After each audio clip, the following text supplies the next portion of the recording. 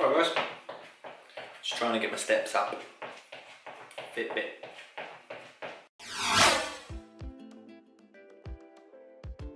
Let's talk activity trackers. Now I've got one myself, FitBit Surge. And personally, I'm a big advocate for activity trackers.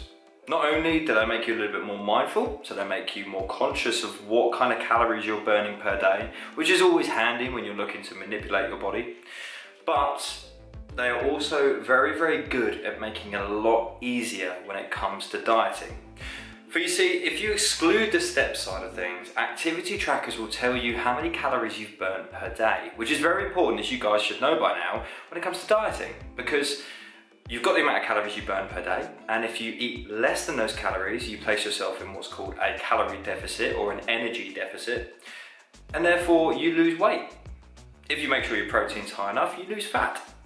So, when it comes to looking at your FitBit, it can be very, very handy if you find you're struggling on your diet with the calories you've been given.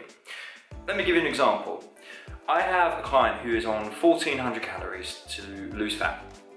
Tracking well, but has the odd day where it feels like shit, where the calories just aren't enough, feels like having a lot more food, particularly over the weekend, tends to struggle with that.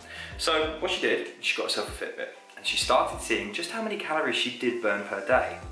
And she realised that she was burning about 2,400 calories per day, which is there or thereabouts. So, as you've probably done the maths already, 1,000 calorie deficit. 2,400 minus 1,000, 1,400, which is what she's eating. So she's in a deficit to lose weight.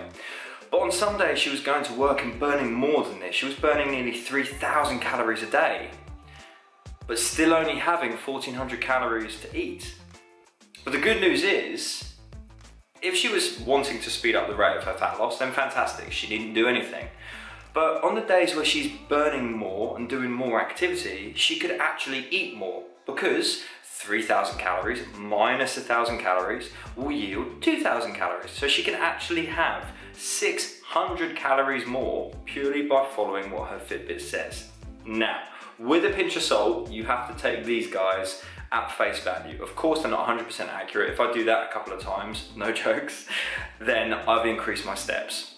However, with the general idea of what the calories are each day, it can be very, very handy to eat a little bit more food when you want to. Let's say Sunday comes around, family's coming over, you're having a nice roast dinner, you want to have some dessert, but you look at your Fitbit and you go, I've actually burnt more calories than I normally do, and therefore I can afford to eat a little bit more. So you might look at your MyFitnessPal and go, I've run out of calories today, but you might look at your Fitbit and go, actually, I've got a couple of hundred more I can play with, which can be a lifesaver when you are in the middle of a diet, because diets are hard, and some days you'll get days where you want to eat the world.